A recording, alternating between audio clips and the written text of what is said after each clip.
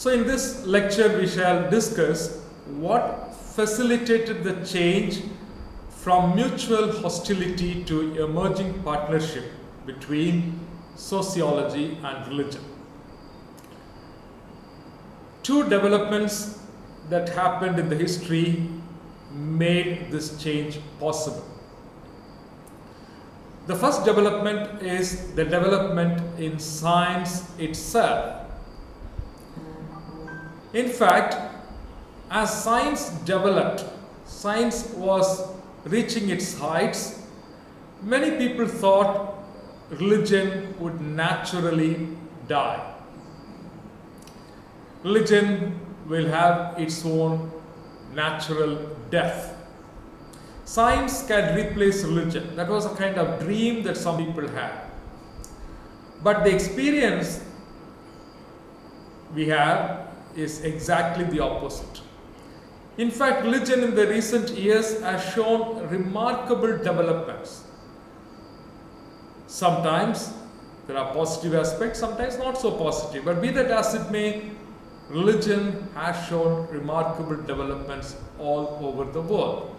People are becoming more and more aware of their religiousness.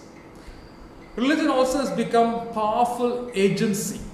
We do know there is a whole set of New Age movements. As part of the New Age movements, we also know within Christianity itself there are different Christian sects that emerge.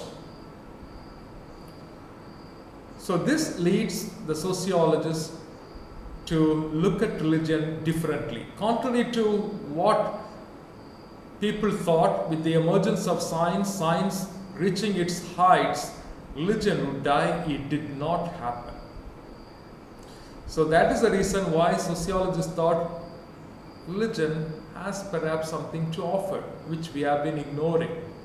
Therefore, we need to look at religion more sympathetically without making any judgment whatsoever. We don't need to evaluate religion. But at the same time, let us also be detached. We don't accept or reject the content of religious beliefs. So we'll remain detached while being sympathetic by not making any evaluation of religious beliefs or religious content. This is the first change that happened. The second change, obviously, is a well-known change, the development in theology itself. As students of theology, you know, there has been a paradigm shift in understanding theology. Now, what is a paradigm shift? A paradigm is a set of principles by which you look at a reality. Theology has been looked at from certain set of principles. What are those sets of principles by which theology was looked at before the Second Vatican Council? We call this as the classical theology. There are a few principles that were applied in looking at theology. The first principle in the classical theology, that is pre-Vatican theology, is that theology is an objective discipline of faith. Theology is about faith, but it is objective. The knowledge we have from theology is objective. Now, what is the meaning of objective? Objective means it is independent of the subject. Subject refers to the persons who make statements about theology. It doesn't matter who says. It is independent of the person who makes claims about theology. Whether you say it or somebody else says it, it is objective. It binds everybody. It means it is valid for all. Not only valid for all, it is valid for all seasons. It doesn't matter whether in the 1st century somebody said it or 20th century somebody said it. It is an objective discipline of faith. This is the first principle. The second principle is theology is doctrine centered. Theology is built on certain doctrines. What are basically doctrines? They are about our beliefs. We call this orthodoxy. I'm sure you know this word, but I will still write it. Orthodoxy. The focus was on orthodoxy, the beliefs that we have. So that is the second principle. So therefore doctrine becomes important in theology. That's why we do have this study of doctrines. The third principle is the sources for theology are twofold. One is scripture and the other is tradition. You are familiar with this. At least this is how Catholic theology understood itself. So the three principles of the classical theology, at least from the point of view of the Catholic Church, is that it is an objective discipline of faith. Here objective, we mean by that, it is valid for all people at all times. So the theology that was given to you at the 4th century is valid even today. It cannot change. So that was the approach. The second principle is theology is based on orthodoxy, doctrine centered. Your focus is on the doctrine, the beliefs that you have which are affirmed in some statements. That explains why we have to insist on our creed, for example. Because if you are a believer, then you have to recite your creed. So you have to affirm your belief in certain statements. Third, theology has twofold source. These are theological sources. How do you think about your faith? By basing yourself on scripture and tradition. So these are the twofold source of theology. Now this is one paradigm. There are some series of principles. These are the three principles that are very important. Now I told you with the Second Vatican Council there was a shift. And we call this new paradigm as the contextual theology. So how these principles have changed in the contextual theology? As opposed to the classical claim that theology is an objective discipline of faith, in the contextual theology, we affirm that theology is hermeneutical. Now, what is hermeneutical? I'm sure you are aware of this word, some of you at least. If you are a first year student, then probably less. Hermeneutical basically means theology itself is an interpretation. So there is nothing objective. What is said in theology is already an interpretation. Interpretation of what? It is an interpretation of faith, but emerging from within your social, cultural reality.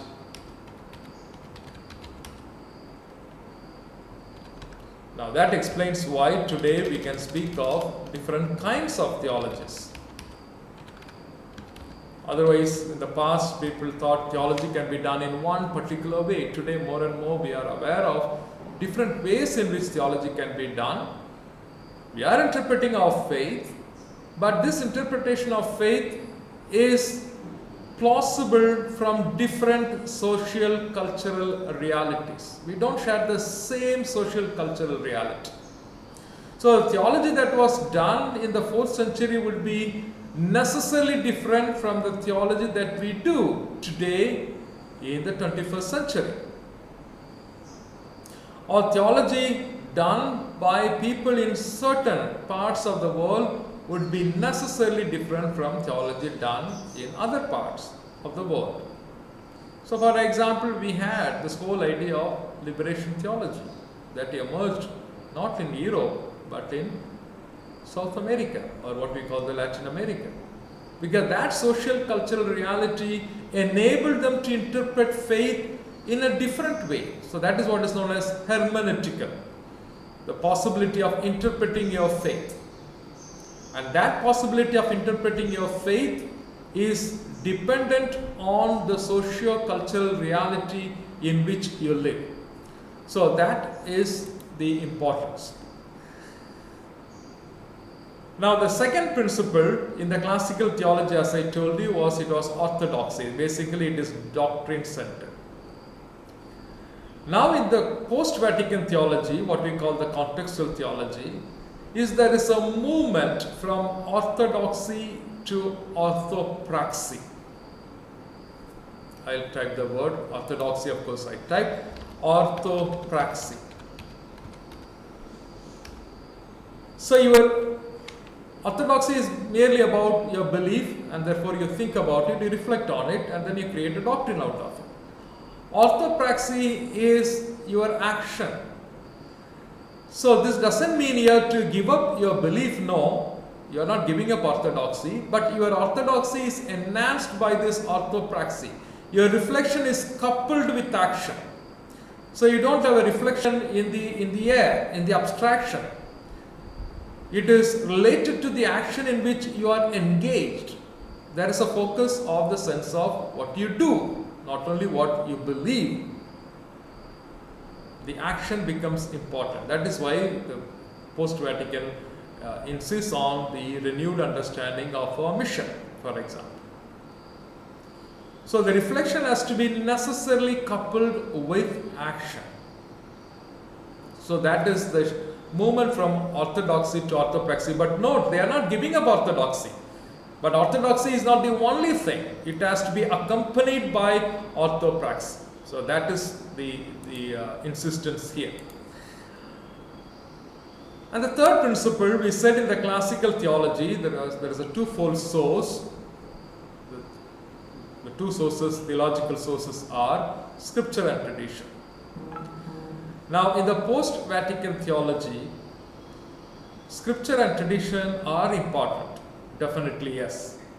But they alone won't be enough for theologizing. We also need to take into account human experience.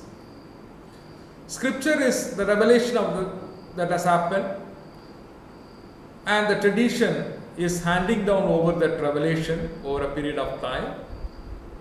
But both belong to something of the past, though tradition continues to live in and through us, yes, but still it is something that we have mostly inherited from the past. But the human experience is what we have today right in front of me. The question of poverty, the question of oppression, the question of discrimination. All these things are part of my experience, and how do I bring in my faith here? Do I have anything to say theologically about this, or I have nothing to say? So post-Vatican theology reflects very much about it. And the human experience has to be part of your theological source. You cannot ignore your human experience as a source for theology. Source means from which you try to draw ideas and then build on that from a faith point of view. So it's not merely you make use of the scripture and the tradition to do theology, but you also make use of your own human experience to do theology. And that is a tremendous, the kind of a shift from the pre-Vatican theology.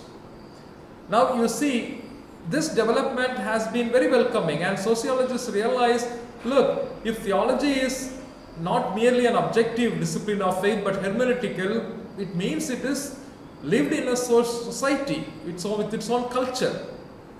So we can look at religion theologically. And if theology is not merely about belief but also what you do is something that we can observe. It lends itself to some empirical verification. Sure, sociology has something to study there. So also, as long as human experience is a source of theology, sociology can look into the human experience as well.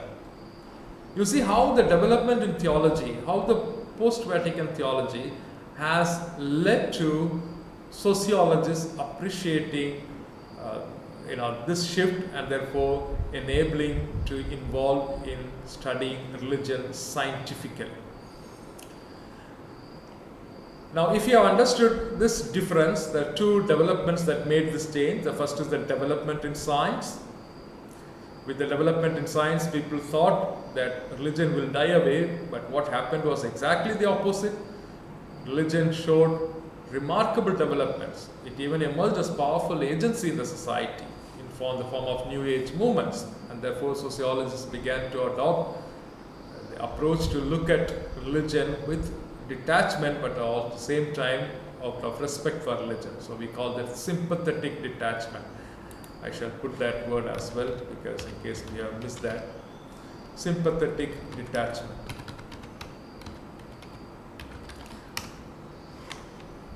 So that is the first change. The sympathetic detachment is made possible by the development in science, and contrary to the expectation that religion would die, religion became much more renewed. The second is the development in theology, particularly since the Second Vatican Council. There is a paradigm shift. So there is a shift from the pre-Vatican theology to the post-Vatican theology. So at least in three basic principles. I have explained that, I don't need to go over it again. In case if you need to ask me later, I will come back to this. Now this obviously had made an important impact for this emerging partnership. In what way has it impacted this emerging partnership? I'll give you at least four ways in which these two developments in science and this development in theology, has fostered this emerging partnership or made an impact for this emerging partnership. In the first place, we said about how human experience is important for theology, how it becomes an important theological source in the contemporary times. Now, the moment you speak about experience, human experiences are very diverse. You and I don't have the same experience about many things in life. We have very many different experiences. All of these things become theological source, which means this calls for a need for what is known as theological pluralism. So theology is not just done in one singular way. Theology can be done in multiplicity of ways, and we call this theological pluralism. Because our human experience are diverse, they are plural. People living in the globe, around the globe, they got different kinds of human experiences. So in a pluralistic world, if I am faithful to the gospel, then it implies that I am also faithful to this theological pluralism. This is because what is valid in one context is not valid in another context. That is why this theological pluralism becomes very significant, because human experiences are so diverse. So the way in which we would be interpreting gospel from where we stand would be very different from the way an American would be interpreting, or an European would be interpreting, or more specifically different countries of Europe would be interpreting, or somebody in Pakistan would be interpreting, or Sri Lanka would be interpreting, or Bangladesh would be interpreting, because we do share not only across countries, even within countries, there is a multiplicity of human experience. And based on that, the gospel speaks to us in our experience today. And therefore, obviously, there is a way in which theology becomes plural. So this is one of the important impacts of this emerging partnership. The second impact of this partnership is between sociology and religion is now that theology has recognized itself as not merely an orthodoxy but also orthopraxy, which means reflection coupled with action. There is a whole agenda that can be set for action. So now you realize that people are involved, theologians are not only involved in reflecting on their beliefs, but also trying to see how this faith can be, their reflection of faith can be actually placed into action. How this can be concretely manifested into action. So therefore you speak not merely about justice as an important aspect of our theology from the point of view of our faith, but also you begin to engage yourself in certain movements of justice. So time and again there are, we do know that theologians along with people who are inspired by theologians join hands for certain important social movements. That is, you set agenda for action. Now the moment you set agenda for action, obviously you don't remain in your own isolated world. Oh, we theologians, we have got only this to do. No, we join hands with sociologists who also find a meaning in joining hands in this agenda for action. The third important impact of this emerging partnership is that you need to study the social determinant of theology. Theology is not something that exists independent of social existence.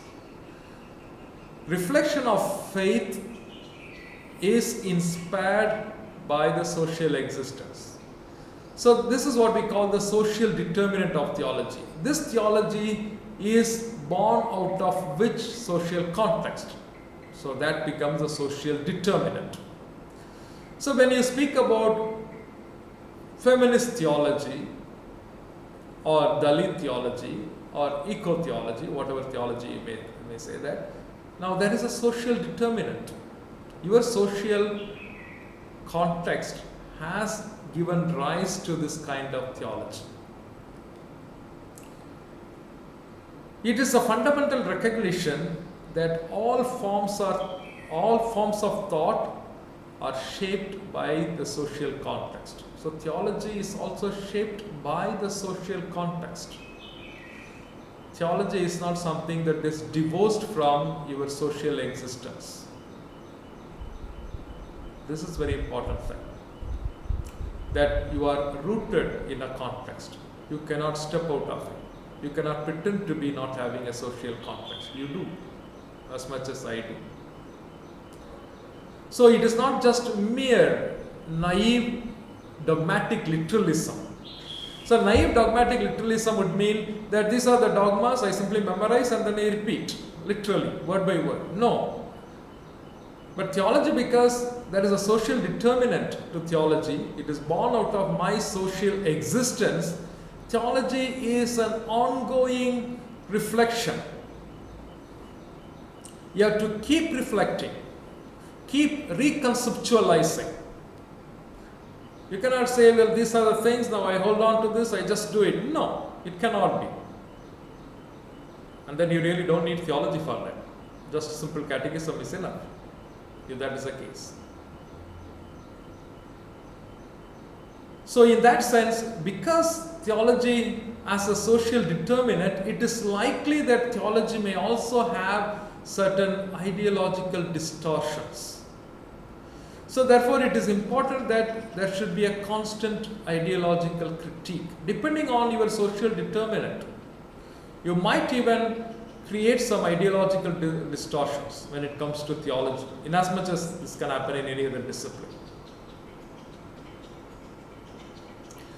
And the last impact of this emerging partnership, the fourth one, is there are certain social consequences of theology or social consequences of religion. Now, these social consequences of religion, in other words, religion does have certain consequences in the society. What are the consequences religion has in the society? Because religion is lived in the society. Religion is not something that exists apart from the society. So there are, generally sociologists distinguish these consequences into two types. One is the intended consequences of religion, the manifested consequences of religion, and the other one is unintended consequences or the latent consequences. Let me type these words. You know the word intended, unintended. Intended or manifest consequence. What is manifested? What is visible in that sense? Unintended or hidden.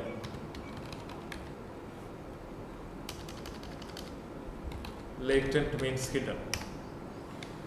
Unintended or latent. So religion has certain consequences for the society.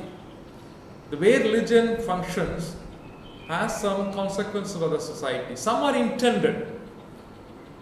There are others which are unintended. The intended means they are manifest, that is visible also, those consequences. Others are latent, they are hidden.